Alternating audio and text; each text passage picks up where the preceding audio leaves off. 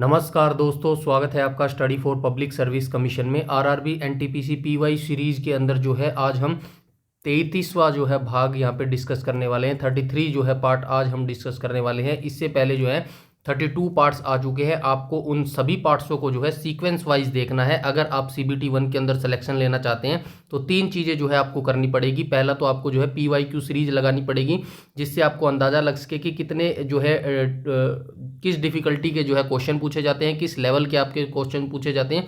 PYQ से जो है ये कल क्लियर हो जाएगा आपका।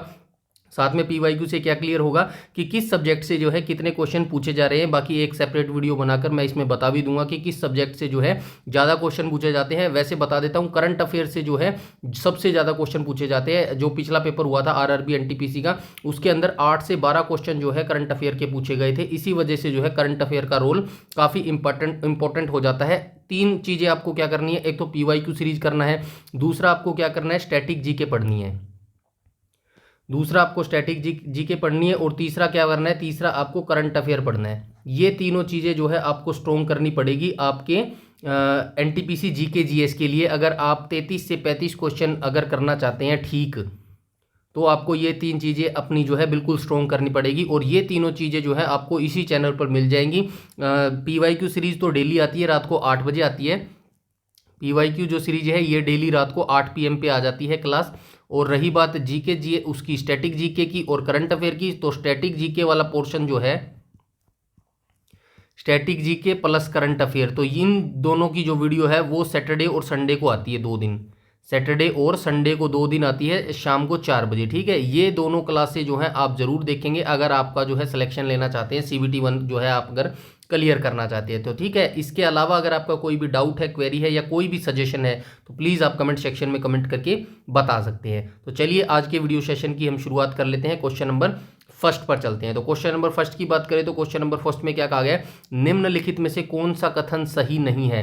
तो संयुक्त राष्ट्र के बारे में जो है ये चारों कथन दिए गए हैं, तो आइए देख लेते हैं संयुक्त राष्ट्र के बारे में। बेसिक सी जानकारी मैं पहले आपको बता दूं, संयुक्त राष्ट्र की जो स्थापना थी, वैसे संयुक्त राष्ट्र के बारे में पहले भी मैं जो है बहुत बार बता चुका हूं। अगर आपने रिसेंटली वीडियोस देखी होंगी तो उनके अंदर जो है हर बार मैं संयुक्त राष्ट्र के बारे में बताता आया हूं। ठीक है, वनडे एग्जाम्स के अंदर ये क्वेश्चन जो है आपसे पूछे जाते हैं संयुक्त राष्ट्र से रिलेटेड, इसीलिए जो है मैं बार बार आपको बताता हूं। तो चलिए इस बार भी डिस्कस कर लेते हैं। संयुक्त राष्ट्र की जो स्थापना थी वो कब हुई थी, तो ये जो स्थापना थी 24 अक्टूबर 1945 को जो है इसकी स्थापना हुई थी। और इसकी जो न्यूयॉर्क हेडक्वार्टर जो हो जाएगा, वो इसका हेडक्वार्टर कहाँ पर हो जाएगा, न्यूयॉर्क में जो है इसका हेडक्वार्टर हो जाएगा। ठीक है, न्यूयॉर्क में इसका हेडक्वार्टर हो जाएगा। और इसके 5 स्थायी सदस्य हैं। ठीक है, कितने स्थायी सदस्य हैं, 5 स्थायी सदस्य हैं और 10 अस्थायी सदस्य हैं। और जो 10 अस्थायी सदस्य हैं वो हर 2 साल के लिए जो है निर्वाचित होते हैं। ठीक है, निर्वाचित होते कह रहा हूँ, उसके लिए जो है हर 2 साल के लिए जो है उनको किया जाता है उनका टाइम।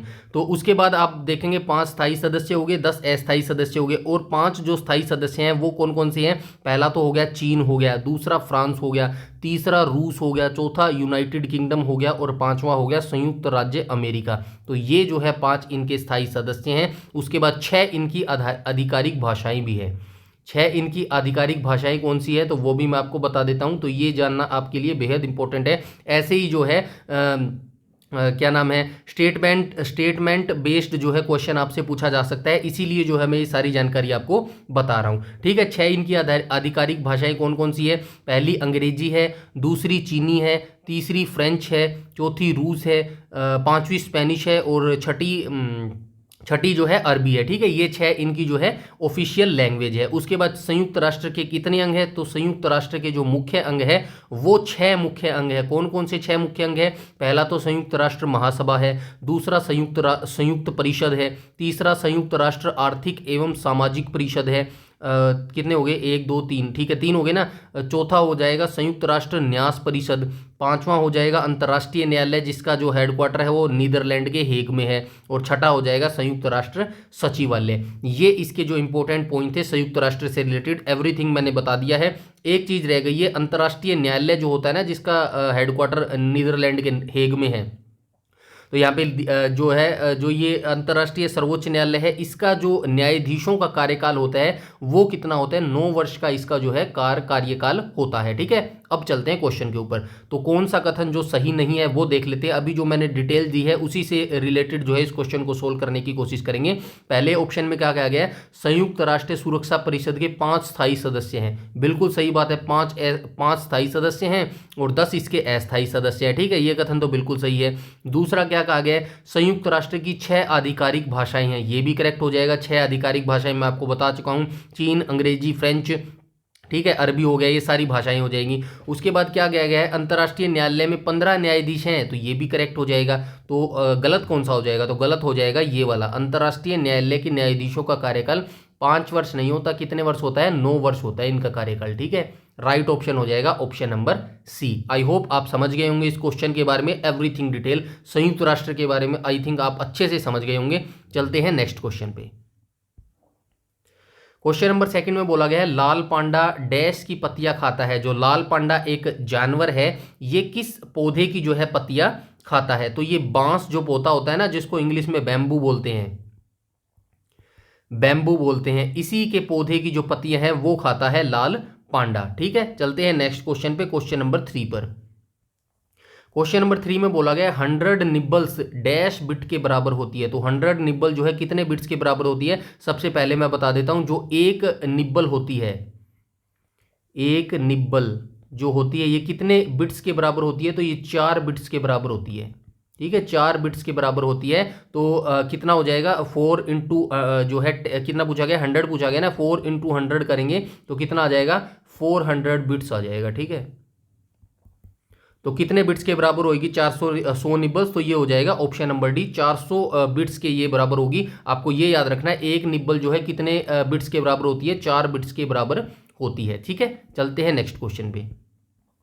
क्वेश्चन नंबर 4 में बोला गया, एक कार्बन क्रेडिट में डैश शामिल होते हैं। तो एक कार्बन क्रेडिट में जो है क्या शामिल होते हैं, तो एक कार्बन क्रेडिट में जो है 1000 किलोग्राम जो है कार्बन डाइऑक्साइड शामिल होते हैं। ठीक है, ये अच्छे से याद रखना, एक कार्बन जो क्रेडिट होता है उसमें 1000 किलोग्राम कार्बन डाइऑक्साइड यानी कि CO2 जो है शामिल होती है। ठीक है, चलते हैं नेक्स्ट क्वेश्चन पे। और ये जो कार्बन डाइऑक्साइड होता है ये ठोस बर्फ का रूप भी होता है। ठीक है, ये भी आप याद रखेंगे, ठोस बर्फ का रूप, ये क्वेश्चन पूछा जाता है, ठोस बर्फ का रूप, इसीलिए मैं बता रहा हूं ठोस बर्फ का रूप भी होता है।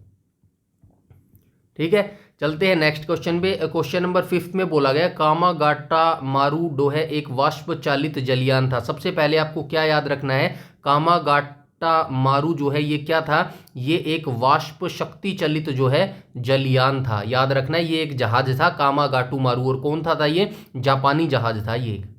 ठीक है, जापानी जहाज, राइट ऑप्शन हो जाएगा ऑप्शन नंबर बी। तो ये एक जापानी जहाज था। इसकी एक छोटी सी स्टोरी है जो मैं आपको बता देता हूं और आपको जाननी भी बेहद जरूरी है। कामागाटू मारू जो है एक जहाज था जो 1914 में भारत से कनाडा के लिए रवाना हुआ था। इसमें 376 यात्री जो है मौजूद थे, जिनमें से ज़्यादातर जो है सिख लोग थे उसके अंदर, जो कनाडा में बेहतर जिंदगी की तलाश में थे। मतलब बेहतर जिंदगी की तलाश में के लिए जो है सिख लोग, ज़्यादा सिख लोग थे, वो कनाडा जा रहे थे।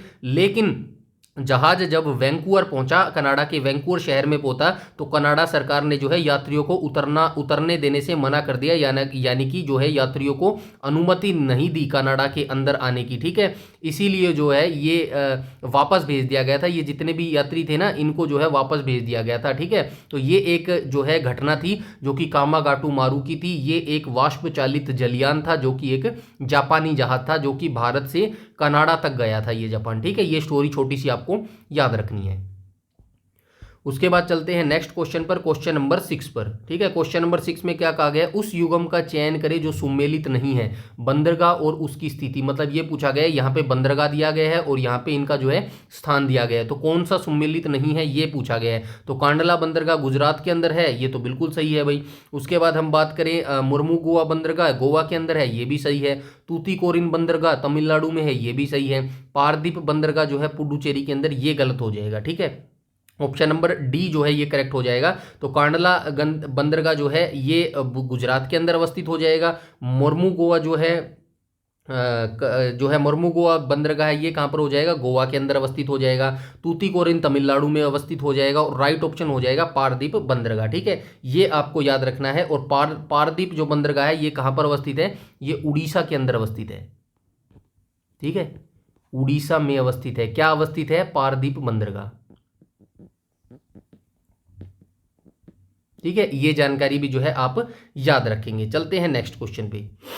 क्वेश्चन नंबर 7 जो कि कंप्यूटर से रिलेटेड पूछा गया है, बायोस का पूर्ण रूप क्या होता है। सबसे पहले आप याद रखेंगे कि ये जो बायोस है ये क्या होता है। ठीक है, बायोस जो होता है ये कंप्यूटर के अंदर कंप्यूटर को चलाने या फिर बूटिंग करने का काम करता है। जो बायोस होता है ना, बायोस, बायोस की फुल फॉर्म होती है basic input output system. Right option हो जाएगा ऑप्शन नंबर सी। ठीक है, ऑप्शन ये इसकी फुल फॉर्म पूछी गई है, लेकिन जो बायोस का काम होता है वो मैं आपको बता देता हूं। कंप्यूटर को स्टार्टिंग में जो चलाने का काम होता है ना, वो बायोस का ही काम होता है। इसको बूटिंग भी कहते हैं या फिर कंप्यूटर को चालू करना भी बोलते हैं। ठीक है, कंप्यूटर जब स्टार्ट होता है उसके बुनियादी जो हार्डवेयर होते हैं ना, कंप्यूटर के अंदर जो हार्डवेयर पार्ट्स होते हैं वो अच्छे से काम कर रहे हैं या नहीं, या फिर नियंत्रण में है या नहीं, ये सारा जो चेकअप है ये बायोस का ही काम होता है। बायोस सबसे पहले लोड होता है और सुनिश्चित करता है कि हार्डवेयर डिवाइस जो है ठीक से काम कर रहे हैं या नहीं कर रहे हैं। ये काम जो है बायोस का होता है। ठीक है, एक और सिंपल लैंग्वेज में बता दूं, जब आप कंप्यूटर ऑन करते हैं, कंप्यूटर ऑन करने के बाद ना जो सबसे पहले प्रोग्राम लोड होता है वो बायोस ही लोड होता है। और बायोस लोड होने के बाद सबसे पहले काम क्या करता है, जो कंप्यूटर के अंदर पार्ट्स होते हैं ना, हार्डवेयर होते हैं, वो अच्छे से अपने काम कर रहे हैं या नहीं कर रहे हैं, यही चेक करने का काम बायोस का होता है। I hope you understand. चलते हैं नेक्स्ट क्वेश्चन के ऊपर। उसके बाद क्वेश्चन नंबर 8 में बोला गया है कि क्वेश्चन नंबर 8 में बोला गया भारतीय संविधान के संशोधन के संबंध में निम्नलिखित में से कौन सा कथन जो है सही नहीं है। तो कौन सा कथन जो है सही नहीं है? 72वां संशोधन जो है किराया नियंत्रण अधिकरणों की स्थापना हेतु प्रावधान करना, 102वां संविधान राष्ट्रीय पिछड़ा वर्ग आयोग की संवैधानिक दर्जा प्रदान करना, ये तो बिल्कुल करेक्ट है भाई। 102वां जो संविधान संशोधन था ना, इसके तहत राष्ट्रीय पिछड़ा वर्ग आयोग को संवैधानिक दर्जा प्रदान किया गया था, बिल्कुल करेक्ट है ये। उसके बाद ऑप्शन सी की बात करें तो 101वां जो संविधान संशोधन था, ये वस्तु एवं सेवा कर लागू करना, ये बिल्कुल करेक्ट है, जीएसटी से रिलेटेड है 101वां संविधान संशोधन। तो ये भारत में जो है 1 जुलाई 2017 को लागू हुआ था जीएसटी। ठीक है, ये भी आप याद रखेंगे। ठीक है, 1 जुलाई 2017 को भारत के अंदर जीएसटी लागू हुआ था। उसके बाद 61वां संविधान संशोधन किससे रिलेटेड है? मतदान की जो आयु है ये 86वां, ठीक है ना, 86वां ही था ना, कोई नहीं, इसको बाद में देखेंगे। 61वां जो संविधान संशोधन है मतदान की आयु 21 से घटाकर जो है 18 वर्ष कर दी गई थी। तो ठीक है, ये भी क्वेश्चन, ये भी ऑप्शन जो है बिल्कुल करेक्ट हो जाएगा, ऑप्शन नंबर डी। तो राइट ऑप्शन हो जाएगा ऑप्शन नंबर ए। तो 72वां जो संशोधन है ये किराया नियंत्रण से जो है अधिकरणों की स्थापना हेतु जो है प्रावधान करना नहीं है। तो राइट ऑप्शन हो जाएगा option number A. Option number A ही है जो है ये गलत हो जाएगा। ठीक है, चलते हैं नेक्स्ट क्वेश्चन पर, क्वेश्चन नंबर 9 पर। क्वेश्चन नंबर 9 में बोला गया है पर्वतों, पठारों और पहाड़ियों की ऊंचाई से निकलकर उनके ढालों से होते हुए नीचे स्थित घाटियों एवं मैदानों की ओर बहने वाली निम्नपाती पवनों को जो है क्या कहा जाता है। तो जो पर्वत होते हैं, पठार होते हैं और जो पहाड़ियाँ होती हैं, ठीक है, सबसे पहले पर्वत आते हैं, उसके बाद पठार आते हैं और सबसे नीचे जो है पहाड़ियाँ आती हैं। ठीक है, इनकी ऊंचाइयों से निकलकर ढाल, मतलब जैसे कि ये पहाड़ हो गया, ये ढाल क्या होगी? ये ढाल होगी। इन ढालों से होते हुए नीचे की ओर स्थित घाटियों एवं मैदानों, जो नीचे घाटी होती है ना, मैदान होती हैं, जो गंगा का मैदान हो गया, तो आपने देखा होगा ये गंगा की घाटियों से, गंगा की नदियों की मिट्टी से लाकर जो है गंगा का मैदान बना है। इन्हीं मैदानों की ओर बहने वाली जो निम्नपाती पवनें होती हैं, इनको किस नाम से जाना जाता है? तो इनको जो है अवरोही पवनों के नाम से जाना जाता है। आई होप आप समझ गए होंगे। ठीक है, चलते हैं नेक्स्ट क्वेश्चन पे। क्वेश्चन नंबर 10 में बोला गया है कि भाई इनमें से किस नाभिकीय, किसे आएगा यहाँ पे, किसे नाभिकीय भौतिकी का जो है जनक माना जाता है। तो किसे जो है नाभिकीय भौतिकी का जनक माना जाता है? तो राइट ऑप्शन हो जाएगा ऑप्शन नंबर बी हो जाएगा, रदरफोर्ड राइट ऑप्शन हो जाएगा। भौतिकी का जो है जनक माना जाता है। ठीक है, भौतिकी का जो नाभिकीय भौतिकी का जनक है वो रदरफोर्ड को माना जाता है। राइट ऑप्शन हो जाएगा ऑप्शन नंबर बी। और उसके बाद मैं कुछ और आपको बता देता हूं, जैसे रसायन विज्ञान का जनक, रसायन विज्ञान, ठीक है, रसायन विज्ञान का जनक किसे माना जाता है? एंटोनी और हो जाएगा लॉरेंट डी लेवोशिए।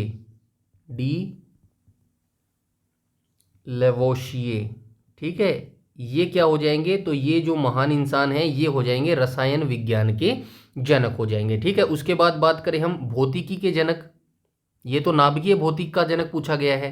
नाभिकीय भौतिक का जनक कौन है? रदरफोर्ड है। लेकिन भौतिक का जनक कौन है? भौतिकी का। तो भौतिकी का जो जनक है वो कौन हो जाएगा? Isaac Newton. ठीक है, आइजक न्यूटन जो है इसका राइट ऑप्शन हो जाएगा। ठीक है, आइजक न्यूटन इसका राइट ऑप्शन हो जाएगा। उसके बाद जो है आधुनिक भौतिकी की बात करूं तो आधुनिक भौतिकी, तो आधुनिक भौतिकी का जो जनक है भौतिकी, तो आधुनिक भौतिकी का जो जनक है ये कौन हो जाएगा? तो इसका जो राइट ऑप्शन हो जाएगा ये हो जाएगा गैलीलियो। गैलीलियो। ठीक है, गैलीलियो जो है आधुनिक भौतिकी का जनक है। उसके बाद जो है और क्या पूछा जा सकता है, और क्या पूछा जा सकता है? अभी के लिए फिलहाल इतने तीन आप याद रखिएगा। ठीक है, ये चारों याद रखना, नाभिकीय है, भौतिकी है, रसायन विज्ञान भौतिकी और आधुनिक भौतिकी, इन चारों को जो है आप याद रखेंगे अच्छे से। ठीक है, चलते हैं नेक्स्ट क्वेश्चन पे। क्वेश्चन नंबर 11 में बोला गया डेक्कन ओडिसी एक है, तो डेक्कन ओडिसी जो है क्या है? तो डेक्कन ओडिसी जो है ये हो जाएगी ऑप्शन नंबर ए, ये एक लग्जरी ट्रेन है। ठीक है, आप याद रखेंगे। तो ये जो डेक्कन ओडिसी है ये एक लग्जरी ट्रेन है जो महाराष्ट्र में पर्यटन को बढ़ावा देने के लिए चलाई गई है, ये भी आप याद रखेंगे। महाराष्ट्र के पर्यटन को बढ़ावा देने के लिए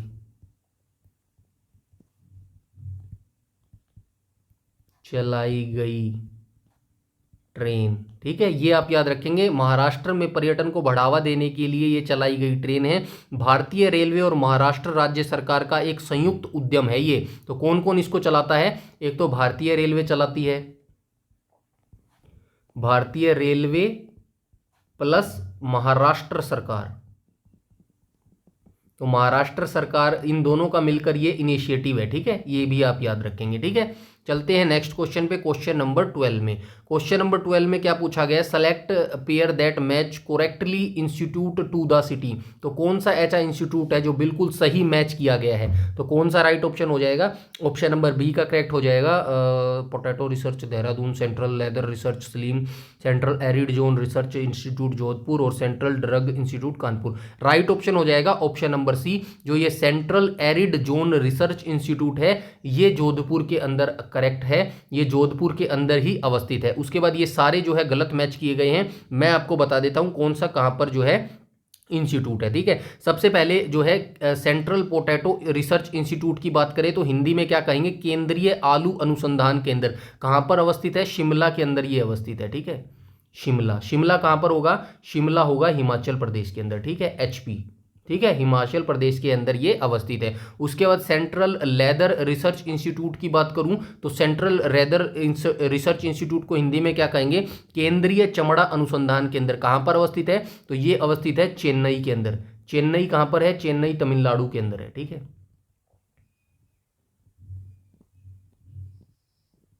तमिलनाडु में हो जाएगा ये। ठीक है, उसके बाद ऑप्शन सी बिल्कुल करेक्ट है। ऑप्शन नंबर 5 की बात करूँ, सेंट्रल ड्रग रिसर्च इंस्टीट्यूट, ये कहाँ पर अवस्थित हो जाएगा? तो सेंट्रल रिसर्च यानी कि हिंदी में इसको बोलेंगे केंद्रीय औषधि अनुसंधान, कहाँ पर अवस्थित हो जाएगा? लखनऊ के अंदर अवस्थित है ये।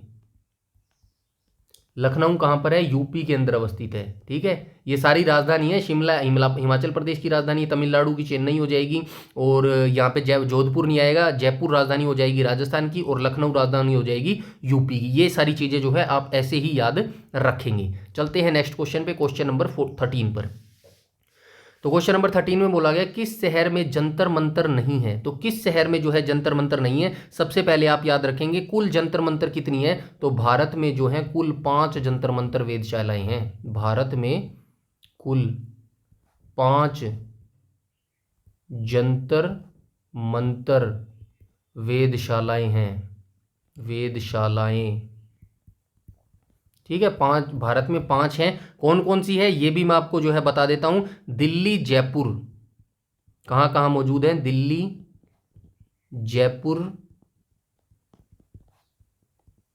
उज्जैन, और कौन सा हो जाएगा? दिल्ली, जयपुर, उज्जैन, और हो जाएगा वाराणसी और मथुरा। मथुरा, वाराणसी वाराणसी, ठीक है। ये 5 वेधशालाएं हैं भारत के अंदर, ठीक है। उसके बाद क्या पूछा गया है, वाराणसी, उज्जैन और कौन सा हो जाएगा, जयपुर हो जाएगा। ये 3 हो जाएंगे। ऑप्शन नंबर बी जो है इसका करेक्ट हो जाएगा। तो ये जो 13 का बी राइट ऑप्शन हो जाएगा। जंतर मंतर कहाँ पर अवस्थित नहीं है, तो नागपुर के अंदर जो है अवस्थित नहीं है। बाकी 5 स्थान कहाँ कहाँ पर है मैंने यहाँ पर आपको बता दिए। क्वेश्चन नंबर 14 की बात करूं तो कौन सी निष्क्रिय गैस रेडियोधर्मी प्रकृति की है, तो कौन सी निष्क्रिय गैस जो है भाई रेडियोधर्मी प्रकृति की है। क्वेश्चन नंबर 14 का राइट ऑप्शन हो जाएगा ऑप्शन नंबर ए, यानी कि रेडोन जो है ये निष्क्रिय गैस है और रेडियोधर्मी प्रकृति की है, ठीक है। चलते हैं नेक्स्ट क्वेश्चन पे। क्वेश्चन नंबर 15 में बोला गया कल्पना 1 डैश उपग्रह है, तो कल्पना 1 जो है ये क्या उपग्रह है, तो ये उपग्रह हो जाएगा ऑप्शन नंबर डी, मौसम विज्ञान ये उपग्रह है। कल्पना 1 जो उपग्रह है जिसे पहले मेटसेट के नाम से भी जाना जाता था, ये भी आप याद रखेंगे, मेटसेट,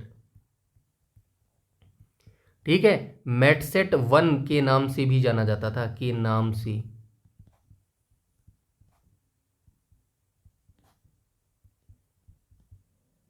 ठीक है। ये इस नाम से जाना जाता था। और 2002 को जो है ध्रुवीय उपग्रह प्रक्षेपण यान श्री हरिकोटा से इसको लॉन्च किया गया था। 2002 को जो है लॉन्च किया गया था, किया गया, कहां से किया गया, श्री हरिकोटा, ठीक है। श्रीहरिकोटा कहाँ पर अवस्थित है, आंध्र प्रदेश के अंदर ये अवस्थित है। और ये जो प्रक्षेपण यान है, मतलब यहाँ से प्रक्षेपण किया जाता है, किसके किए जाते हैं, इसरो के किए जाते हैं, ठीक है। इसरो के किए जाते हैं। इसरो की स्थापना मैं आपको बता चुका हूं कब हुई थी, 15 अगस्त 1969 को जो है इसरो की स्थापना हुई थी, ठीक है। उसके बाद आप क्या याद रख सकते हैं, इसरो का जनक किसको माना जाता है, इसरो का जनक किसको माना जाता है मैं बता चुका हूं, आप कमेंट सेक्शन में जरूर बताइएगा इसरो का जनक, ठीक है। चलते हैं नेक्स्ट क्वेश्चन में। इसरो की स्थापना किसने की थी ये मैं पूछ रहा हूँ आपसे बेसिकली, ठीक है ना।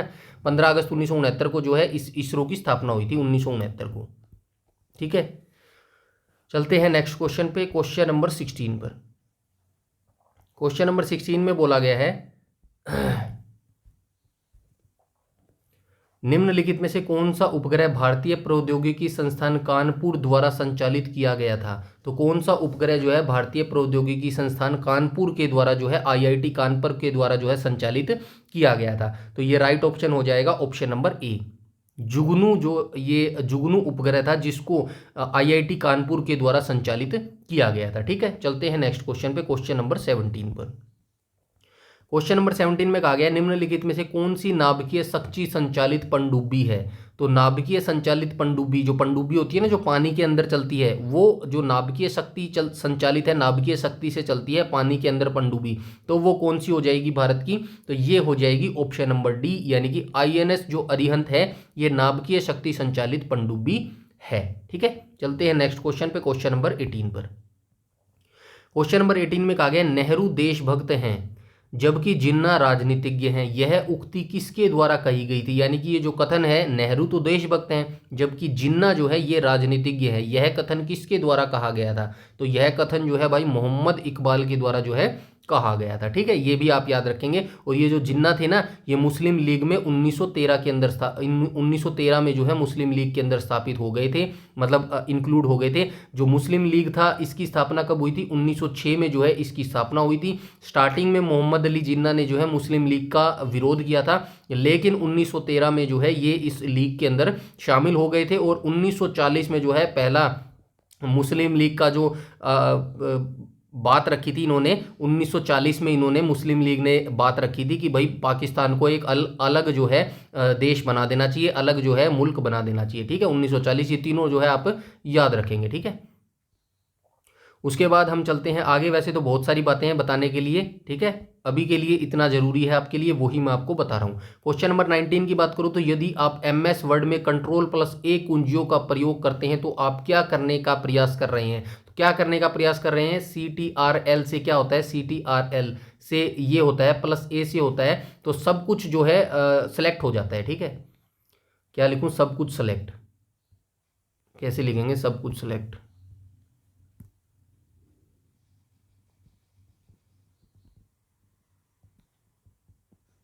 सब कुछ सिलेक्ट हो जाता है, ठीक है। कहाँ लिखा है सब कुछ सिलेक्ट, टेक्स्ट को पेस्ट करना, फाइल में मौजूद संपूर्ण टेक्स्ट को सिलेक्ट करना, राइट ऑप्शन हो जाएगा ऑप्शन नंबर ए। ठीक है, फाइल में जितना भी टेक्स्ट होगा ना वो सभी जो है सेलेक्ट हो जाएगा। ठीक है, कंट्रोल प्लस ए से ये होता है, और CTRL प्लस सी से क्या होता है, तो ये जितना भी सिलेक्ट किया है ना आपने डाटा कंट्रोल प्लस ए से, वो हो जाएगा कॉपी। ठीक है, उसके बाद CTRL तो CTRL प्लस और क्या होता है एक्स होता है। एक्स से क्या होगा, जितना भी आपने कंट्रोल प्लस ए से जो है टेक्स्ट को सिलेक्ट किया होगा वो कट हो जाएगा। ठीक है, कट हो जाएगा। और क्या होता है, कंट्रोल प्लस एक्स कट होगा, और कंट्रोल प्लस वी होता है एक CTRL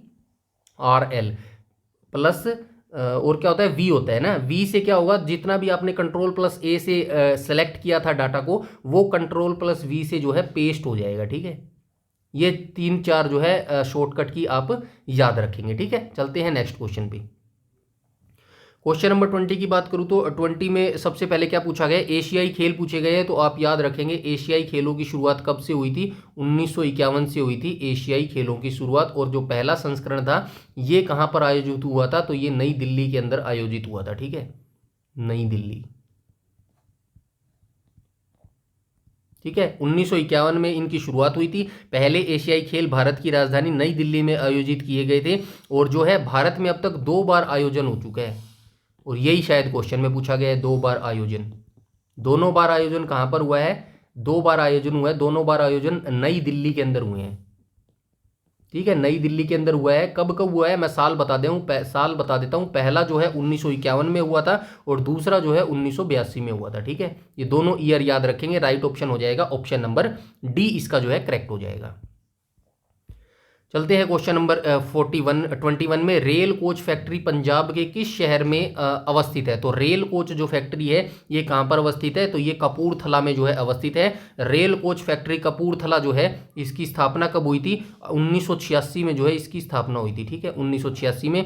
और जो है, और ये पंजाब राज्य में है, आप सभी जानते हैं। जो पंजाब यहाँ पे ऊपर लिखा भी हुआ है, ज़्यादा बताने की जरूरत नहीं है। तो ये जो रेल कोच फैक्ट्री है ना, यहाँ पर रेल का निर्माण किया जाता है, जो है कोच फैक्ट्री, इसमें जो है मरम्मत वगैरह की जाती है। और जो कपूरथला है यहाँ पर जो है ये फैक्ट्री जो है एस्टाब्लिश की गई थी 1986 के अंदर। ठीक है, उसके बाद हम बात करते हैं क्वेश्चन नंबर 22 पर। 22 में कहा गया है किसका चित्र 200 रुपये के नोट की भारतीय नोट पर मुद्रित किया गया है। तो जो भारतीय नोट है ना हमारा, 200 रुपये का नोट है, उस पर जो है किस मुद्रा को जो है मुद्रित किया गया है, किसकी जो चित्र है वो छपा गया है 200 के रुपये नोट पर। तो क्वेश्चन नंबर 22 का जो है राइट ऑप्शन हो जाएगा ऑप्शन नंबर डी, यानी कि रेट 200 के ऊपर जो है ये सांची का स्तूप जो है छपा गया है। ठीक है, उसके बाद मैं कुछ बता देता हूं आपको। यहाँ पे जो 10 रुपये का नोट है, 10 रुपये के नोट पे क्या मुद्रित किया गया है, तो कोणार्क का सूर्य मंदिर। कहाँ पर है कोणार्क का सूर्य मंदिर, पिछली वीडियोज में मैं बता चुका हूँ। जो है ये उड़ीसा के पुरी में है कोणार्क का सूर्य मंदिर। ये चीज़ें आप याद रखिएगा, ऐसे ऐसे जब भी जो भी चीज़ आए उसको उसी समय जो है आप याद कर लीजिएगा, कि उस चीज़ से ऐड करते जाना कि आगे क्या चीज़ जो है बनाई जा सकती है। जैसे 10 रुपये के ऊपर मैंने बताया कोणार्क का सूर्य मंदिर छपा हुआ है, तो आपको याद आ जाना चाहिए कोणार्क का सूर्य मंदिर का निर्माण किसने किया था, और यह जो मंदिर है कहाँ पर अवस्थित है। ठीक है, ये चीज़ें ऐसे ही सीक्वेंस वाइज जो है आप याद करते चलेंगे तो लॉन्ग लास्टिक समय तक जो है आपको ये चीज़ें याद रहेंगी। ठीक है, उसके बाद 20 रुपये के नोट के ऊपर क्या मुद्रित किया गया है, तो 20 रुपये के नोट के ऊपर जो है एलोरा की गुफाएं आपको मुद्रित मिलेंगी, एलोरा की गुफाएं। ठीक है, एलोरा की गुफाएं। 50 के ऊपर क्या है, 50 रुपये के नोट के ऊपर, 50 रुपये के नोट के ऊपर जो आपको मिलेगा, रथ के साथ हम्पी मिलेगा।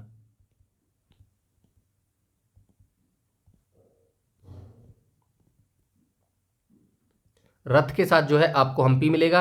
100 रुपये के नोट्स के ऊपर आपको क्या मिलेगा, 100 रुपये के नोट के ऊपर रानी की वाव मिलेगी। ठीक है, रानी की वाव मिलेगी। 200 रुपये के ऊपर सांची का स्तूप स्तूप मिलेगा, ये मैंने यहाँ पे बता दिया है। उसके बाद 500 रुपये के ऊपर क्या मिलेगा, तो 500 रुपये के ऊपर आपको मिलेगा भारतीय झंडे के साथ लाल किला।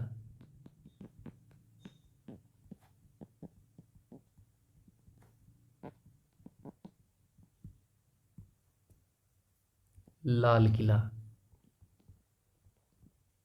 ठीक है, ये मिलेगा आपको लाल किला। उसके बाद 2000 रुपये के ऊपर क्या मिलेगा, तो ये मिलेगा मंगलयान। 2000 रुपये के नोट पर आपको क्या मिलेगा, तो ये मिलेगा मंगलयान। ठीक है, नोट पर मंगलयान मिलेगा। उसके बाद आपको और इतने ही है। ठीक है, इतने आप याद रख लेंगे तो इनफ है। ठीक है, और मुझे भी सच बताऊं तो इतना ही पता है। ठीक है, चलते हैं नेक्स्ट क्वेश्चन के ऊपर। उसके बाद हम बात करें क्वेश्चन नंबर 23 पर। ठीक है, क्वेश्चन नंबर 23 की बात करूँ तो उस युग्म का चयन करें जो सुमेलित नहीं है, बांध जिस नदी पर बनाया गया है। तो ये जो है यहाँ पे बांध बताए गए हैं और यहाँ पर जो है नदी बताई गई है। तो हमको ये चयन करना है कि सुमेलित नहीं है, कौन सा जो है बांध सही सुमेलित नहीं किया गया है नदी के साथ। ठीक है, तो राइट ऑप्शन हो जाएगा ऑप्शन नंबर ए। तो ये जो नाथपा झाकड़ी बांध है, ये झेलम नदी पर जो है अवस्थित नहीं है। तो नाथपा झाकड़ी बांध जो है ये कहाँ पर अवस्थित है, ये सतलुज नदी पर बनाया गया है। सतलुज नदी पर। ठीक है, सतलुज नदी पर बनाया गया है। कहाँ पर बनाया गया है, हिमाचल प्रदेश में बनाया गया है। ठीक है, हिमाचल प्रदेश में इसको बनाया गया है। ठीक है, चलते हैं नेक्स्ट क्वेश्चन के ऊपर। बाकी ये सारे जो है सही मैच किए गए हैं। नागार्जुन जो सागर बांध है ये कृष्णा नदी पर है। इंदिरा सागर बांध है ये नर्मदा नदी पर है। टिहरी बांध है ये भागीरथी नदी के अवस्थित है। ठीक है, ये उत्तराखंड के अंदर अवस्थित है। ठीक है, इनके राज्य भी याद कर लेना, राज्य जो है पूछे जा सकते हैं। और इन दोनों के राज्य आप मुझे कमेंट सेक्शन में कमेंट करके बताएंगे। नहीं पता तो कोई घबराने वाली जरूरत नहीं है। बस ये पूछने का ये मतलब है, जब आप कोई चीज़ जो है खुद से फाइंड आउट करके याद रखेंगे ना, यकीन मानिए वो जो चीज़ें हैं वो लॉन्ग लास्टिंग समय तक जो है आपको याद रखेंगे। जब आप चीज़ों को खुद से फाइंड करना स्टार्ट कर देंगे, खुद से फाइंड स्टार्ट करेंगे और उसको देखेंगे कि भाई अच्छा इसका निर्माण इस समय हुआ था, किसने निर्माण किया था, जब आप ये काम करना स्टार्ट कर देंगे तो काफ़ी सारे बच्चों से जो है आप 1 या 2 कदम ऑटोमेटिकली आगे निकल जाएंगे। ठीक है, ये थोड़ा सा प्रयास करने का आप कोशिश कीजिएगा। चलते हैं नेक्स्ट क्वेश्चन पे, क्वेश्चन नंबर 24 पर। क्वेश्चन नंबर 24 में बोला गया तरल नाइट्रोजन का जो क्वथनांक है वो कितना होता है। तो तरल नाइट्रोजन का जो क्वथनांक है वो -196 डिग्री सेल्सियस होता है। क्वेश्चन नंबर 24 का राइट ऑप्शन हो जाएगा ऑप्शन नंबर ए। अब ये कैसा होता है, क्वथनांक और एक और होता है, इनका क्या होता है, क्वथनांक और एक और होता है, पता नहीं अभी याद नहीं आ रहा फिलहाल। तो ये 2 होते हैं, क्वथनांक होता है और एक और होता है। तो ये थोड़ा सा आप देख लेना। और ये मैंने आंसर आपको बता दिया, तरल नाइट्रोजन का जो क्वथनांक होता है वो -196 डिग्री सेल्सियस होता है। ठीक है, एक गलनांक होता है, सच्ची याद आ गया, एक कथनांक होता है और एक गलनांक होता है। ठीक है, ये थोड़ा सा आप देख लेना साइंस के अंदर। ठीक है, गलनांक। चलते हैं नेक्स्ट क्वेश्चन पे, क्वेश्चन नंबर 25। क्वेश्चन नंबर 25 में अशोक महान से पूछा गया है। तो ये जो है सबसे पहले आप याद रखेंगे मौर्य वंश। मौर्य वंश से ये संबंध रखते थे और मौर्य वंश की स्थापना किसने की थी, चंद्रगुप्त मौर्य ने की थी। चंद्रगुप्त मौर्य ने मौर्य साम्राज्य की स्थापना की थी। इनके पुत्र का क्या नाम था, इनके पुत्र का नाम था बिंदुसार था इनके पुत्र का नाम। ठीक है, बिंदुसार। और बिंदुसार के पुत्र का क्या नाम था, अशोक। ठीक है, उस लिहाज से अशोक क्या हुए, अशोक के दादा हुए चंद्रगुप्त मौर्य। और ये मौर्य वंश से जो है संबंध रखते थे। चंद्रगुप्त मौर्य ने जो है किसको मारकर मौर्य साम्राज्य की स्थापना की थी, तो ये किसको मारा था, किसको मारा था, कौन थे वो, नंद था यार, कौन था वो अभी याद नहीं आ रहा, नंद वंश का शासक था यार, नंद वंश का शासक था धनानंद। धनानंद को मारकर जो है इन्होंने स्थापना की थी। धनानंद को मारकर जो है मौर्य साम्राज्य की नींव डाली थी। ठीक है, और ये जो धनानंद थे ये किस वंश से संबंध रखते थे, तो ये जो संबंध रखते थे नंद वंश से ही संबंध रखते थे। और नंद वंश की स्थापना किसने की थी, तो नंद वंश की जो स्थापना थी ये की थी महापद्मानंद ने। महापद्म नंद ने जो है इसकी स्थापना की थी। ठीक है, और इसी का जो अंतिम शासक था वो था धनानंद, जिसको मारकर जो है मौर्य साम्राज्य की नींव डाली थी चंद्रगुप्त मौर्य ने। अब चंद्रगुप्त मौर्य जो है मौर्य साम्राज्य का अंतिम शासक कौन था, यहाँ पे लिख देता हूँ, मौर्य है जगह है, मौर्य वंश का अंतिम शासक कौन था, मौर्य वंश का अंतिम शासक, तो ये अंतिम शासक था वृहद्रथ। वृहद्रथ की हत्या किसने की थी, तो वृहद्रथ की हत्या की थी उसी के सेनापति ने। उसका सेनापति कौन था, पुष्यमित्र शुंग। ठीक है, पुष्यमित्र शुंग के द्वारा जो है इसकी हत्या कर दी थी। और पुष्यमित्र शुंग ने जो है किसकी नींव डाली थी? नींव डाली थी शुंग वंश की।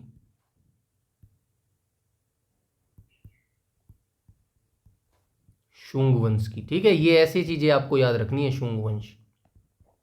आई होप आप समझ गए होंगे। एक क्वेश्चन जो है, एक क्वेश्चन से मैंने 3 वंश आपको बता दिए, मौर्य वंश और कौन सा बताया, नंद वंश बताया, और जो है शुंग वंश बताया। तो ऐसे चीज़ों को जो है आपको याद रखना है, ठीक है। चलते हैं नेक्स्ट क्वेश्चन के ऊपर, और वीडियो को लाइक भी कर दीजिए करिए यार प्लीज़, इतना तो काम कर ही सकते हैं। क्वेश्चन नंबर 26 में बताया निम्नलिखित में से कौन सा कथन जो है सही नहीं है। तो कौन सा कथन जो है सही नहीं है? मिजोरम की राजधानी कोहिमा है, बिल्कुल करेक्ट नहीं है। तेलंगाना राज्य का गठन 2 जून 2014 को हुआ था, बिल्कुल सही है। सिक्किम भारत का सबसे कम जनसंख्या वाला राज्य है अकॉर्डिंग 2011 की जनगणना के, बिल्कुल सही है। राजस्थान क्षेत्रफल की दृष्टि से भारत का सबसे बड़ा राज्य है, ये भी बिल्कुल सही है। तो मिजोरम की राजधानी कौन सी हो जाएगी? मिजोरम की राजधानी हो जाएगी आइजोल। मिजोरम की राजधानी हो जाएगी आइजोल, ठीक है, आइजोल। और जो है कोहिमा किसकी राजधानी हो जाएगी? तो नागालैंड की राजधानी हो जाएगी कोहिमा, नागालैंड। नागालैंड की राजधानी हो जाएगी कोहिमा। ऐसी चीज़ों को आप याद रख कर थिंक करेंगे, ठीक है। चलते हैं नेक्स्ट क्वेश्चन पे, क्वेश्चन नंबर 27 पर। क्वेश्चन नंबर 27 में बोला गया है राष्ट्रीय राजमार्ग 48 का विस्तार कहाँ तक है? तो 48 का जो विस्तार है ये कहाँ कहाँ तक जो हो जाएगा? तो राइट ऑप्शन हो जाएगा दिल्ली से चेन्नई तक जो है राष्ट्रीय राजमार्ग 48 का विस्तार है, ठीक है। सबसे बड़ा NH कौन सा है? तो NH 44 है, ठीक है। सबसे बड़ा जो NH है 44 है, और सबसे जो छोटा NH है वो कौन सा है? वो 118 है शायद, है ना, 118 ही है। एक बार ये अपडेट करना भाई, 118 वाला ये चेंज हुआ है, ये चेंज नहीं हुआ। जो सबसे बड़ा NH है ना भारत का वो NH 44 ही है, लेकिन ये जो सबसे छोटा है वो चेंज हुआ है, और ये 118 है अभी जितना मेरे को याद आ रहा है, और ये 5 किलोमीटर है, ठीक है। एक बार अपडेट करना आप जरूर, ठीक है। ये NH वाला एक बार अपडेट कर लेना पूरा टॉपिक, नहीं तो कहीं से मुझे मिलेगा तो मैं इसको करवा भी दूंगा आपको, ठीक है। चलते हैं नेक्स्ट क्वेश्चन पे, और क्वेश्चन नंबर 28 में बोला गया भारत छोड़ो आंदोलन। तो सबसे पहले जो है भारत छोड़ो आंदोलन शुरू कब हुआ था? 1942 में हुआ था भारत छोड़ो आंदोलन।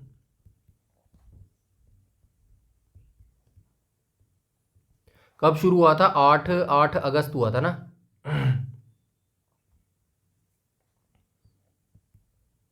8 अगस्त 1942 को जो है ये शुरू हुआ था, और इसी के दौरान जो है महात्मा गांधी ने कहा था करो या मरो, ठीक है। 1942 में ये शुरू हुआ था। और क्या याद रख सकते हैं? कांग्रेस समिति के अधिवेशन में जो है भारत छोड़ो आंदोलन का आरंभ अखिल भारतीय कांग्रेस समिति के अधिवेशन में किया गया था। तो किस अधिवेशन में किया गया था? राइट ऑप्शन हो जाएगा ऑप्शन नंबर डी। तो ये मुंबई अधिवेशन में जो है भारत छोड़ो आंदोलन को प्रस्ताव को जो है मान लिया गया था। 8 अगस्त 1942 को ये शुरू हो गया था। करो या मरो का नारा महात्मा गांधी ने दिया था, ठीक है।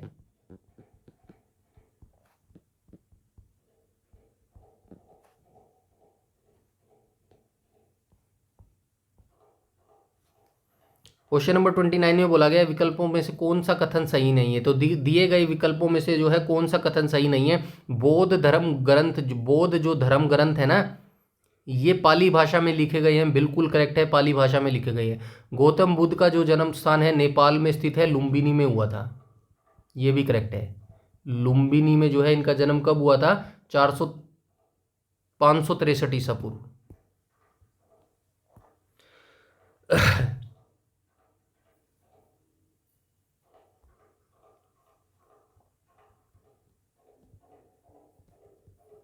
ठीक है, 563 ईसा पूर्व में हुआ था। उपगुप्त ने अशोक का बौद्ध धर्म अपनाने के लिए प्रेरित किया। तो जो उपगुप्त थे इन्होंने अशोक को बौद्ध धर्म को अपनाने के लिए प्रेरित किया था, ये भी ठीक है। चरक जो है गौतम बुद्ध के निजी चिकित्सक थे, ये गलत हो जाएगा। तो ये जो है गौतम बुद्ध के जो है निजी चिकित्सक नहीं थे।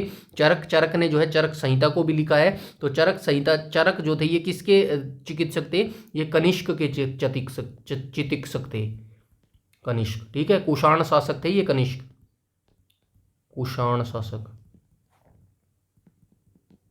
ठीक है। ये भी आप याद रखेंगे। ये जो कनिष्क थे किस वंश से संबंधित रखते हैं? कुषाण वंश का ये शासक था। उसके बाद जो है आप क्या याद रख सकते हैं? गौतम बुद्ध का जो जन्म था ये लुम्बिनी नेपाल में हुआ था। 563 ईसा पूर्व जो है इनका जन्म हुआ था। और जो इनकी मृत्यु थी, मृत्यु इनकी कब हुई थी? तो 483 ईसा पूर्व में जो है कुशीनगर में इनकी मृत्यु हो गई थी। मृत्यु इनकी कब हुई? तो मृत्यु इनकी हुई 483 ईसा पूर्व। कहाँ पर हुई? यूपी उत्तर प्रदेश में कुशीनगर में, ठीक है, कुशीनगर में इनकी मृत्यु हुई। बाकी ये जो 4 संगीति थी वो भी मैं आपको इसको बताना चाहता था, बट यहाँ पे जो है जगह नहीं बची। यहाँ पे बता देता हूँ, यहाँ पे जगह सही काम आ जाएगी, क्योंकि ये साइंस का क्वेश्चन है, इसमें इतनी जो है डिटेल है नहीं। यहाँ पे बता देता हूँ, प्रथम बौद्ध संगीति।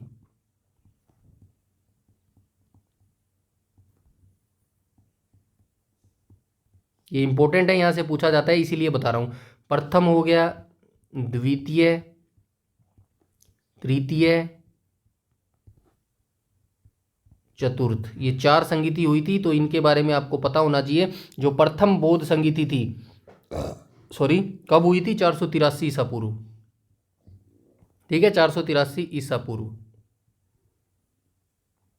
ठीक है, 483 ईसा पूर्व हुई थी। कहाँ पर हुई थी? राजगृह में हुई थी, ठीक है, राजगृह में जो है ये जो है परिषद की गई थी। और किसने की थी? महाकश्यप इसके अध्यक्ष थे,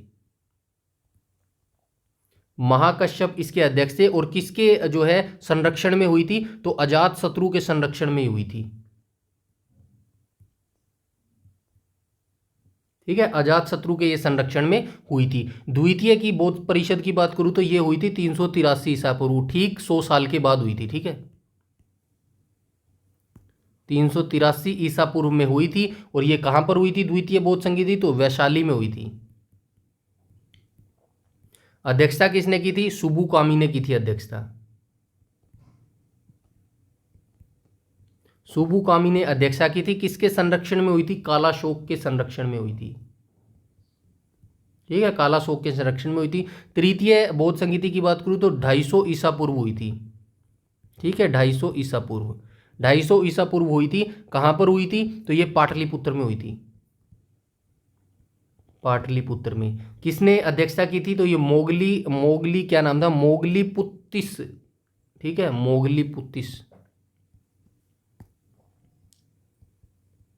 मोगली पुत्स के द्वारा जो है इसकी अध्यक्षता की गई थी। और किसके संरक्षण में हुई थी? तो ये जो किसके संरक्षण में हुई थी? अशोक के संरक्षण में हुई थी, ठीक है, अशोक के संरक्षण में हुई थी। चतुर्थ बौद्ध संगीति की बात करूं तो 72 ईसा पूर्व जो है ये चतुर्थ बौद्ध संगीति हुई थी 72 ईसा पूर्व। कहां पर हुई थी? कुंडलवन में हुई थी, ठीक है, कुंडलवन में हुई थी। और जो है अश्वघोष ने जो है इसकी, वसुमित्र या फिर अश्वघोष ने जो है इसकी अध्यक्षता की थी, अश्वघोष, अश्वघोष ने जो है इसकी अध्यक्षता की थी। और किसके संरक्षण में हुई थी? तो ये कनिष्क के संरक्षण में हुई थी, ठीक है। ये सारी संगीतियां जो है मैंने आपको बता दी है, ऐसे ही चीजें आपको याद रखनी होगी। क्वेश्चन नंबर 30 की बात करूं तो 30 में कहा गया कौन सा शाकनाशी है? तो निम्नलिखित में जो है कौन सा शाकनाशी पूछा गया है? तो राइट ऑप्शन हो जाएगा ऑप्शन नंबर बी। ये 2 4 -D है, ये हो जाएगा शाकनाशी, ये साइंस से रिलेटेड है भाई, देख लेना कैसे होगा, ये मैंने आपको बता दिया, ठीक है। क्वेश्चन नंबर 30 का जो है राइट ऑप्शन हो जाएगा ऑप्शन नंबर बी। उसके बाद चलते हैं हम क्वेश्चन नंबर 31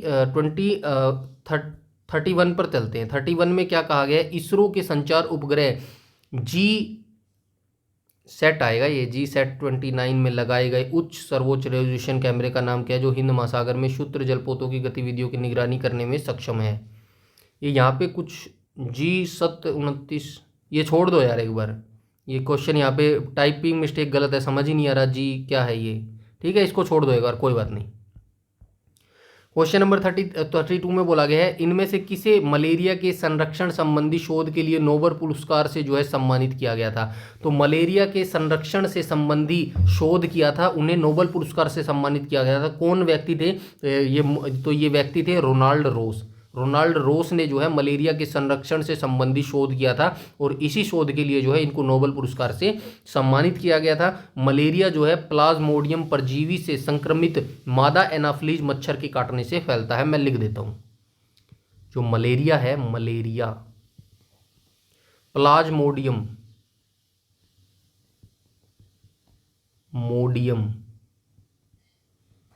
परजीवी से संक्रमित मादा एनाफ्लीज मच्छर के काटने से होता है, ये याद रखेंगे, ठीक है। चलते हैं नेक्स्ट क्वेश्चन पे। क्वेश्चन नंबर 33 में आ गया है तमस नामक उपन्यास के लेखक कौन है। तो ये एक उपन्यास है जिसका नाम है तमस। तो ये किसके द्वारा लिखा गया है? तो ये भाई भीष्म साहिनी के द्वारा जो है तमस उपन्यास को लिखा गया है।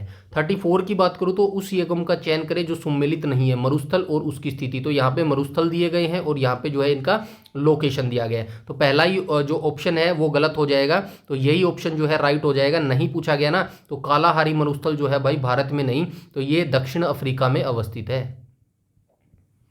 दक्षिण अफ्रीका में, ठीक है, दक्षिण अफ्रीका में अवस्थित है। ग्रेट विक्टोरिया मरुस्थल ऑस्ट्रेलिया में अवस्थित है। पैटागोनियन मरुस्थल अर्जेंटीना में अवस्थित है। और सहारा मरुस्थल जो है ये अफ्रीका में अवस्थित है। और जो थार मरुस्थल है ये कहाँ पर अवस्थित है? थार मरुस्थल, तो ये भारत में अवस्थित है। थार मरुस्थल जो है ये भारत के अंदर अवस्थित है। 90% जो है थार मरुस्थल ये भारत के अंदर है, और जो 10% है वो जो है पाकिस्तान के अंदर अवस्थित है। ओवरऑल आप मानेंगे कि थार मरुस्थल जो है भारत के अंदर अवस्थित है, ठीक है। चलते हैं नेक्स्ट क्वेश्चन पे। क्वेश्चन नंबर 35 में बोला गया है कि निम्नलिखित में से कौन सी प्रतिस्पर्धा फुटबॉल से संबंधित नहीं है। तो ये प्रतिस्पर्धाएं होती है दिलीप ट्रॉफी, संतोष ट्रॉफी, ईरानी कप और देवधर ट्रॉफी। तो ये किस खेल से संबंधित है? तो यहाँ पे पूछा गया फुटबॉल से संबंधित कौन सी ट्रॉफी है। तो राइट ऑप्शन हो जाएगा ऑप्शन नंबर बी। तो ये जो संतोष ट्रॉफी है ये फुटबॉल से संबंध रखती है। संतोष ट्रॉफी फुटबॉल से जुड़ी एक प्रतियोगिता है। और संतोष ट्रॉफी की शुरुआत कब हुई थी? तो ये 1941 में हुई थी, ठीक है, 1941 में इसकी शुरुआत हुई थी। 1941 में जो है इसकी शुरुआत हुई थी संतोष ट्रॉफी फुटबॉल की, ठीक है। उसके बाद जो है दिलीप ट्रॉफी कहाँ किससे जुड़ी हुई है? तो दिलीप ट्रॉफी जो है क्रिकेट से जुड़ी हुई है,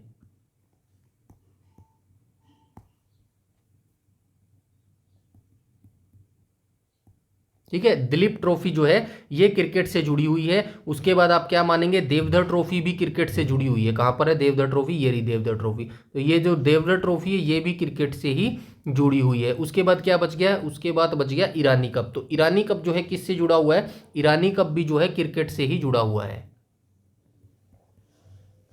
ठीक है। चलते हैं नेक्स्ट क्वेश्चन पे। क्वेश्चन नंबर 36 में बोला गया है निम्नलिखित में से कौन सा कथन सही नहीं है।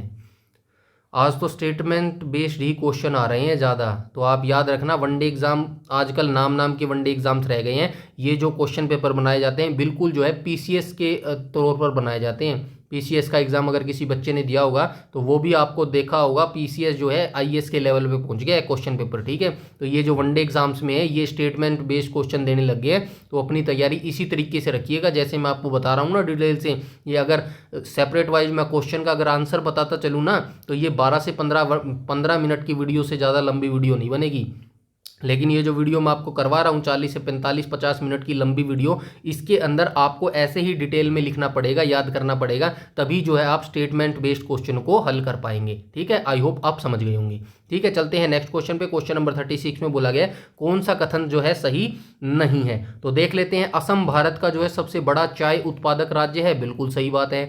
केरल भारत का सबसे बड़ा रबड़ उत्पादक राज्य है, ये भी बिल्कुल सही बात है। उत्तर प्रदेश भारत का सबसे बड़ा गन्ना उत्पादक राज्य है, ये भी बिल्कुल सही बात है। ऑब्वियसली जो है डी ऑप्शन जो है इसका करेक्ट हो जाएगा। ये बात जो है सही बात नहीं है। जो आपने वो देखा है ना तारक मेहता का उल्टा चश्मा, उसमें जो डॉक्टर हाथी है वो बोलते रहते बात बात पे सही बात है, तो ये वो वाला नहीं है भाई। तो ये सही बात नहीं है। पंजाब भारत का जो है सबसे बड़ा गेहूं उत्पादक राज्य नहीं है। तो कौन सा है? उत्तर प्रदेश हो जाएगा, ठीक है। उत्तर प्रदेश जो राज्य है गेहूं का सबसे बड़ा उत्पादक राज्य है। चलते हैं नेक्स्ट क्वेश्चन पे। क्वेश्चन नंबर 37 में बोला गया है दिए गए विकल्पों में से कौन सा कथन सही कथन का चयन करें। फिर से स्टेटमेंट पेश आ गया। मुंद्रा ताप विद्युत केंद्र मध्य प्रदेश में स्थित है, बिल्कुल सही बात है। कुडनकुलम नाभिकीय विद्युत केंद्र जो है केरल में स्थित है, बिल्कुल सही बात है। Talcher super thermal power station Andhra Pradesh में स्थित है, ये भी सही बात है। नरोरा परमाणु विद्युत केंद्र जो है उत्तर प्रदेश में नहीं, एक गलत हो गया ऊपर। क्वेश्चन नंबर 37 हाँ ठीक है 37 नरोरा परमाणु सही कथन का चयन बोला गया है ना यार, मैं अभी क्या बोल रहा हूँ। ये गलत है ये सारे, ये वाला सही है ऑप्शन नंबर डी। नरोरा परमाणु विद्युत केंद्र जो है ये उत्तर प्रदेश में स्थित है। बाकी मैं बता देता हूँ, ये मैं गलती होगी, मैं समझ गया सारा, ठीक है। जो ये मुंद्रा ताप विद्युत केंद्र है ना, ये कहाँ पर अवस्थित है, ये गुजरात के अंदर अवस्थित है भाई, माफ़ कीजिएगा मैं भावनाओं में चला गया था। तो ये मुंद्रा ताप विद्युत केंद्र जो है मध्य प्रदेश में नहीं अवस्थित है। ये कहाँ पर अवस्थित है, गुजरात के अंदर अवस्थित है। कुडनकुलम जो नाभिकीय विद्युत केंद्र है कहाँ पर है, केरल में नहीं है, तमिलनाडु के अंदर अवस्थित है। कई बार दिमाग पता नहीं कहाँ चला जाता है, ठीक है। ये तमिलनाडु के अंदर अवस्थित है कुडनकुलम। उसके बाद मैं बात करूँ Talcher super thermal power station कहाँ पर अवस्थित है, तो ये आंध्र प्रदेश के अंदर अवस्थित नहीं है, उड़ीसा के अंदर अवस्थित है, ठीक है। ये चीज़ें आप याद रखेंगे, ठीक है।